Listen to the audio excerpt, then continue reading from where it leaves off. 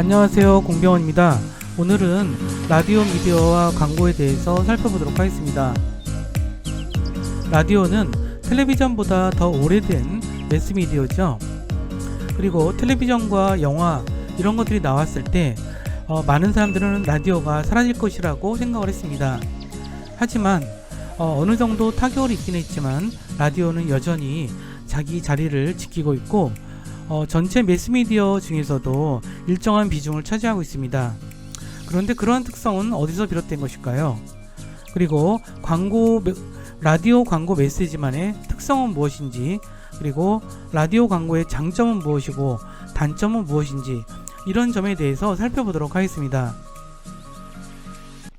먼저 라디오 광고가 어떻게 개발됐는지 기술적인 면을 간단하게 살펴보도록 하겠습니다.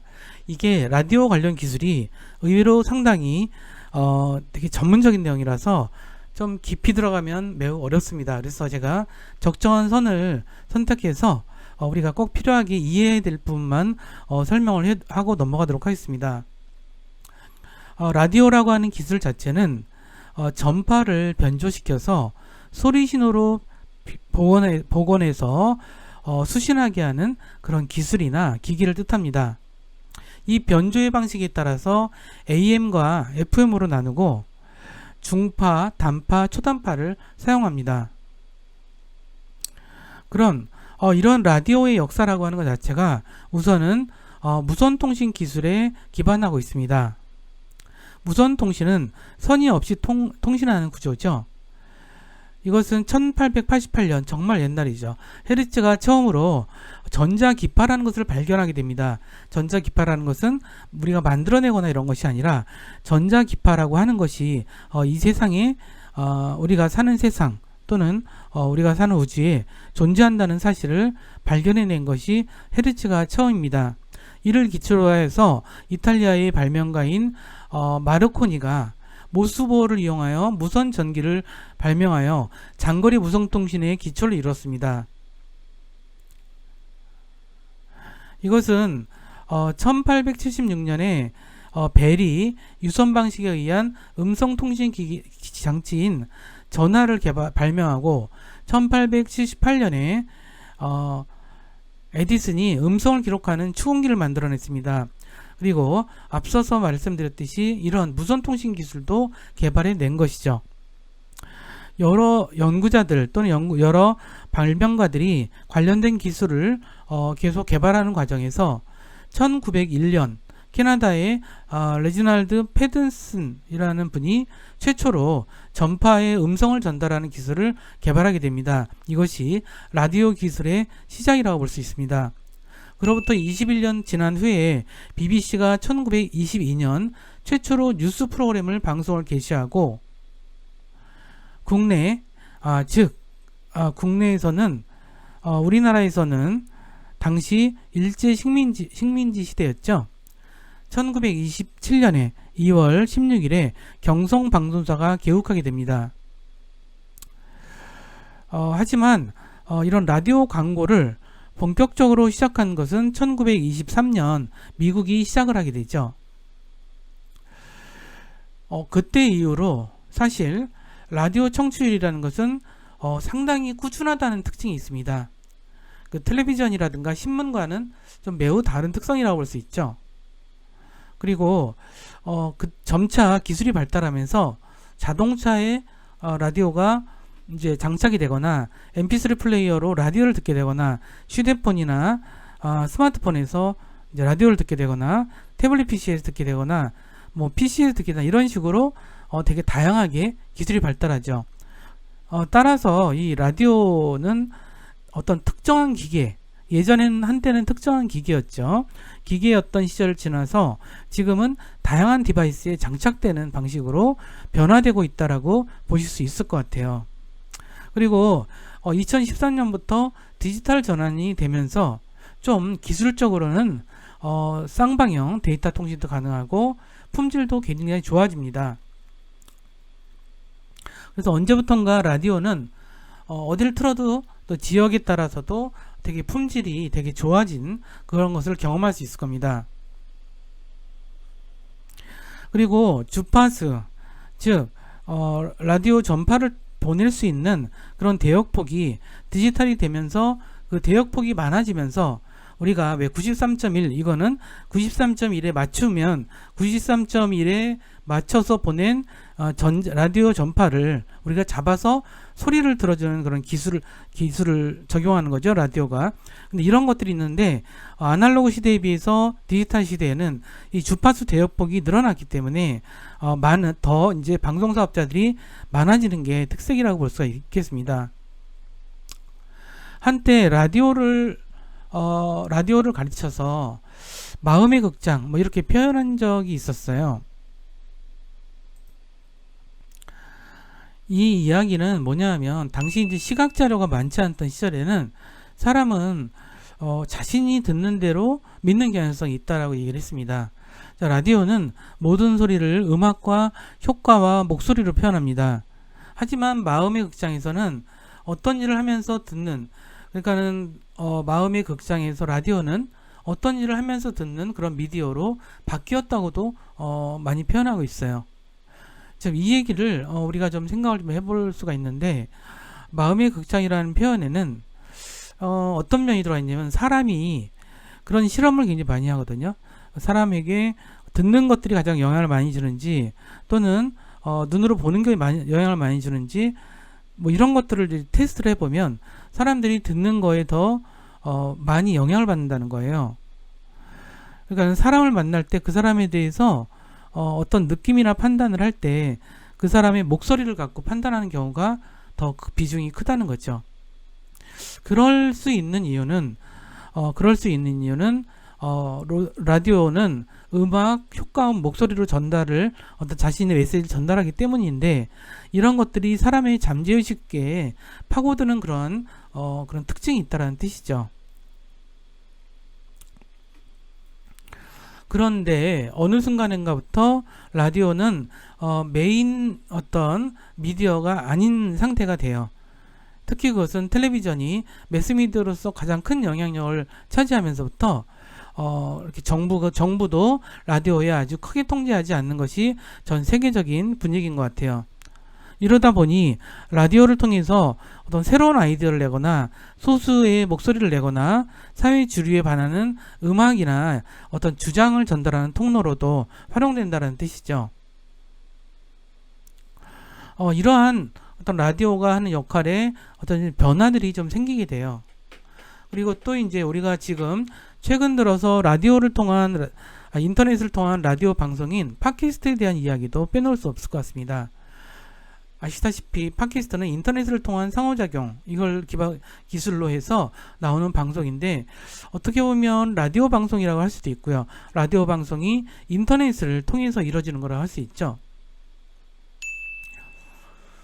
이런 측면에서 이 팟캐스트는 더더군다나 스튜디오도 필요하긴 하지만 그 이외에 방송국에서는 어쨌든 되게 복잡하고 아주 많은 기능이 있는 장비들이 있죠. 근데 이제 팟캐스트는 인터넷으로 하고 그러면서 좀 간단하게 만드는 그런 분위기가 많이 형성된 것 같습니다. 특히나 스마트폰을 통해서 라디오를 듣는 그런 분위기에 그런 분위기에 맞춘 이제 그런 방식이라고 할 수 있겠죠.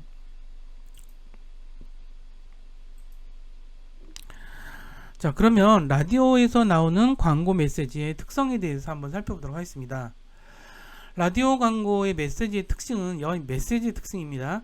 메시지의 특징은 상기, 그러니까 기억나게 하는 상기 메시지를 위해서 가장 적합한 미디어라고도 평가를 받고 있습니다.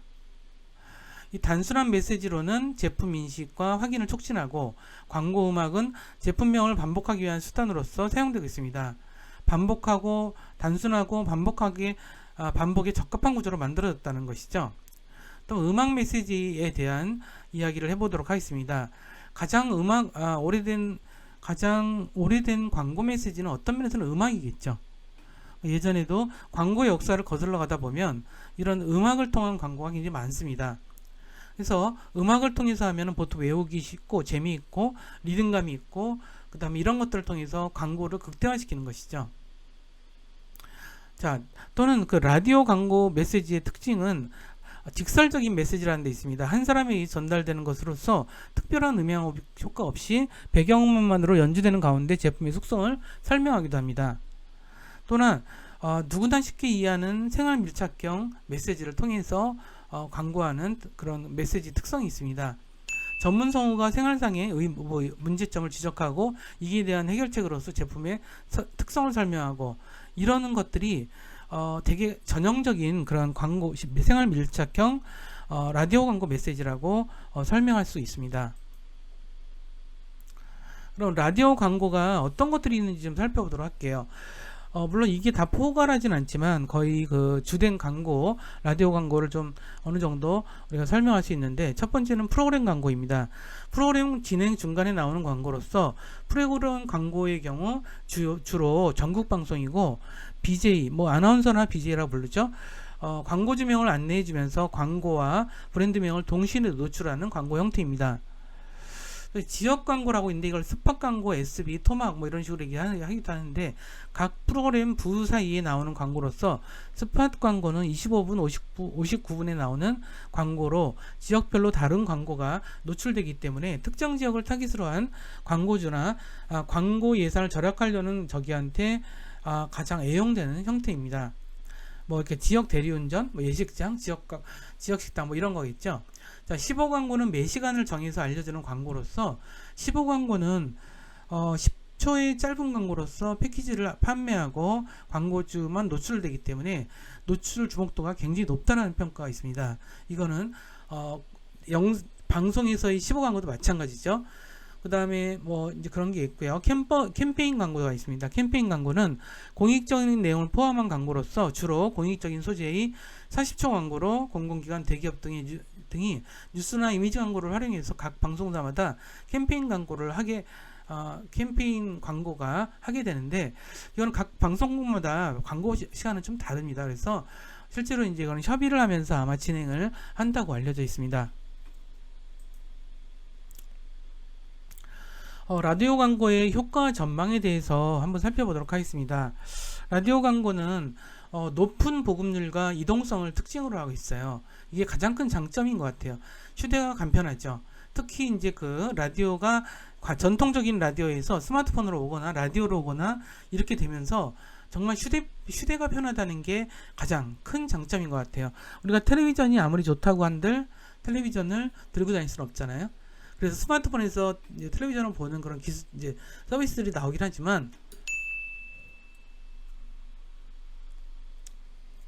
하지만, 그렇게 많이 보지는 않는 것 같아요, 사실. 그 다음에 프로그램 제공이 있어서 계속 청취자 확보. 그러니까 라디오 청취자들의 특성은 프로그램을 계속 듣는다는 특징이 있다 그러더라고요. 그래서 조사에 의하면 그렇게 나왔는데, 따라서 우리가 특정 프로그램에 적합한 그런 광고를 낸다면 광고 효과가 당연히 커질 수밖에 없겠죠. 운전자의 높은 청취율입니다. 우리가 그 60%가량은 자동차에서 라디오 광고를 듣는다고 평가가 되고 있습니다. 그래서 라디오 광고가 굉장히 효과가 높다는 점들, 분명한 타깃 대상의 세분화된 광고 집행이 가능하다는 거, 이거는 타깃 대상의 세분화된 광고, 이거는 아주 세분화된 광고를 할 수 있다는 거죠. 그거는 시간대라든가 라디오 프로그램 특성이라든가 그 보통 사람들의 라이프 스타일, 자기가 타깃으로 삼고 싶은 사람들의 어떤 그 라이프 스타일과 광고 프로그램을 매칭시켜서 광고를 집행하게 되는 거죠. 또한 그 제작비가 저렴하고 이용료, 그러니까 라디오 시청자들이 듣는데 사실 비용이 안 들잖아요.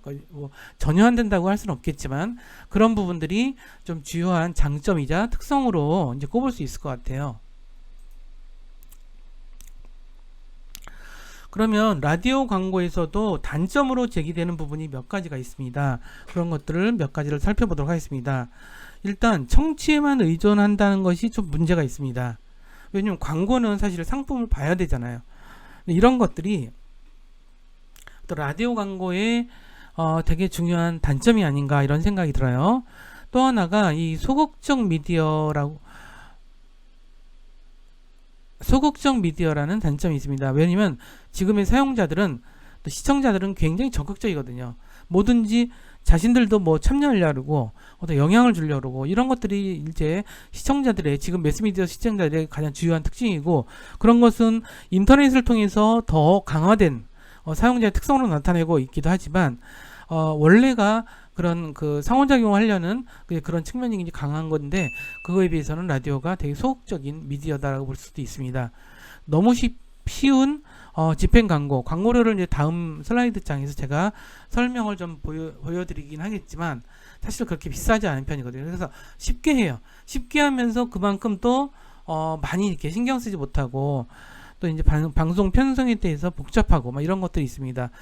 상대적으로 높은 비용이라고 하는 것도 단점이에요. 이 제작비라든가 이런 게 광고료는 낮은데 제작 비용이라는 것은 작게 되는데 한계가 있겠죠. 일단 성우가 있어야 되고, 음악이 들어가려면 음악 작곡료 또는 음악 소스에 대한 사용료를 내야 되고, 창작 스튜디오가 있어야 되고, 이런 것들이 사실 광고비가 작긴 하지만 그 광고 만드는 비용은 그렇게 적은 비용이 아니라는 점, 이런 것들도 라디오의 주된 단점으로 꼽고 있습니다. 그러면 이런 거를 좀 봐볼까요? SBS 파워 FM이 있고요. MBC FM이 있습니다. 여기 주로, 그러니까 다는 아니고요. 여기서 좀 저도 자료를 좀 조사해서 최근에 방송 프로그램에서의 라디오 프로그램에서의 광고 단가표를 좀 제가 정리를 해봤어요. 근데 주로 이렇게 나오더라고요. 이걸 좀 우리가 외울 필요는 없습니다. 절대 외워지지도 않아요. 외워지지도 않고, 여러분들이 만약 이제 라디오 광고 쪽에서 활동하시게 되면은, 여러분들이 광고에서 회사에서 활동할 때는 또 가격대가 다르고 라디오 프로그램도 다르기 때문에 절대 외우지 마세요. 원리만 좀 봅시다. 자, 여기 보시면은 SBS 파워 FM 같은 경우는 지금 여러 개가 있죠. 여러 개가 있는데, 주요 타겟은 뭐 출근하는 사람들이 듣는 건지 뭐 이런 거죠. 그 다음에 주부인지, 출근한다는 것은 이제 차를 통해서 많이 듣거나 버스를 통해서 많이 듣거나 이런 게 아닐까 싶어요. 그 다음에 9시부터 11시까지인데 아름다운 이 아침 김창완, 이거는 주부들이 많이 듣나 봐요. 청취율은 2.8%. 예, 적은 건 아닙니다. 그리고 가격이 어때요? 가격이 11,710원. 그러니까 11만 7천. 콤마가 잘못됐네요. 고치고 돌아왔습니다. 이게 콤마가 잘못돼가지고, 이게 이제 11만 7천 얼마라고 하는 것은 이것은 사실 비싼 금액이라 그러면 비쌀 수도 있는데, 이게 비싼 건 아니거든요. 이 정도면 비싸지 않아요. 오히려 이제 신문 광고 이런 거에 비해서 굉장히 싼 편이에요. 그렇기 때문에 요거는 이제 스팟 광고라 해서 지역에 특화된 광고고, 요거는 전국에 내보내는 광고예요.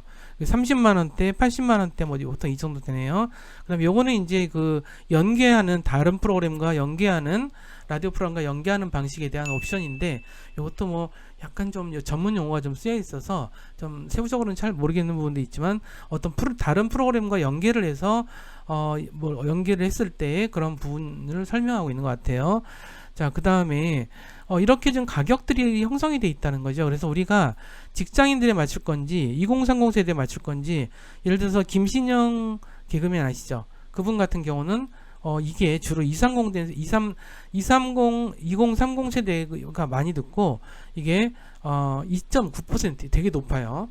자, 컬투쇼라고 있죠. 컬투쇼에 나오시는 분들이 사실 텔레비전이 잘 안 나오시잖아요. 근데 굉장히 여기서는 인기가 있어요. 9.9%면 정말 막강하죠.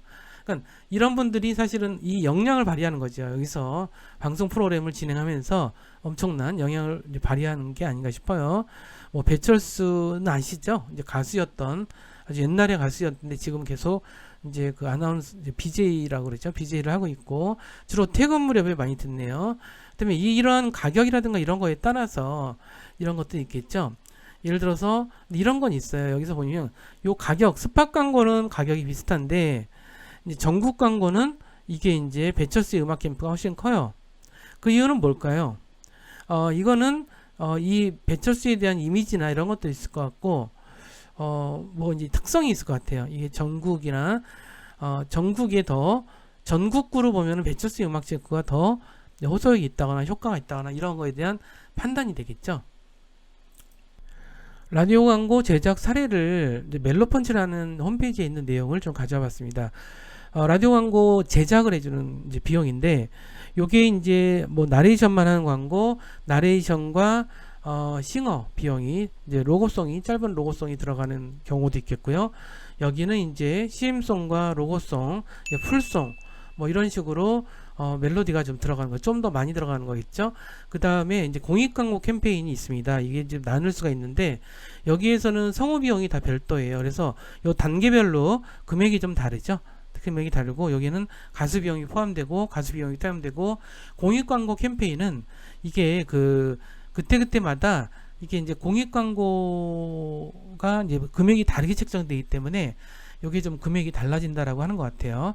그래서 이제 여기 간단하게는 뭐 이렇게 좀 소개를 좀 해놨는데, 이와 같이 이것 또한 계속 바뀌는 영역이라서 우리가 이제 이렇게 제작비를 이렇게 나누는구나, 이 정도를 이제 여러분들 좀 이해하시면 될 것 같아요. 자, 그러면은 우리 마무리 이야기를 넘어가도록 하겠습니다. 우리가 라디오라는 미디어는 전파를 변조해서 소리 신호를 복원하여서 수신하게 하는 기술이나 기계를 말한다. 그리고 변조 방식에 따라서 AM, FM으로 나눈다. 그리고 라디오 청취율의 가장 큰 특징은 TV나 신문에 비해서 비교적 꾸준한 편이라는 점, 기술 변화에 따라서 여러 가지 디바이스에 장착이 되거나 인터넷을 활용한 이제 뭐 팟캐스트가 개발되거나 이런 식으로 많이 이제 진화를 하고 있습니다. 또 이제 라디오라고 하는 것을 대표적으로 마음의 극장 뭐 이런 표현도 좀 하고 있고요. 근데 하지만 장점이, 광고 쪽에서는 장점으로 꼽는다면 높은 보급률과 이동성, 그 다음에 프로그램 제공에 따른 이제 청취, 프로그램을 고정적으로 보는 사람이 있다라는 뜻이죠. 운전자의 높은 라디오 청취율, 그다음에 타겟 대상의 세분화가 가능하다는 점들. 하지만 단점으로서는 청취에 의존한다거나 소극적 미디어라든가 너무 쉬운 집행을 한다거나 또 제작비는 상대적으로 높다라는 점들, 뭐 그런 점들이 단점으로 꼽히고 있습니다. 오늘은 라디오라고 하는 미디어와 라디오 광고에 대해서 한번 살펴봤는데, 여러분들 라디오를 많이 안 들으시는 분들은 이게 좀 감이 떨어질 수 있을 것 같은데, 여러분들이 광고 쪽을 만약 이제 광고 쪽을 진출하시는 분들은 이 라디오 광고는 굉장히 필수적인 부분이라서 여러분들이 잘 기억을 해두시고 생각을 많이 하셔서 나중에 많은 공부가 되셨기를 바랍니다. 그럼 다음 시간에 또 뵙겠습니다. 감사합니다.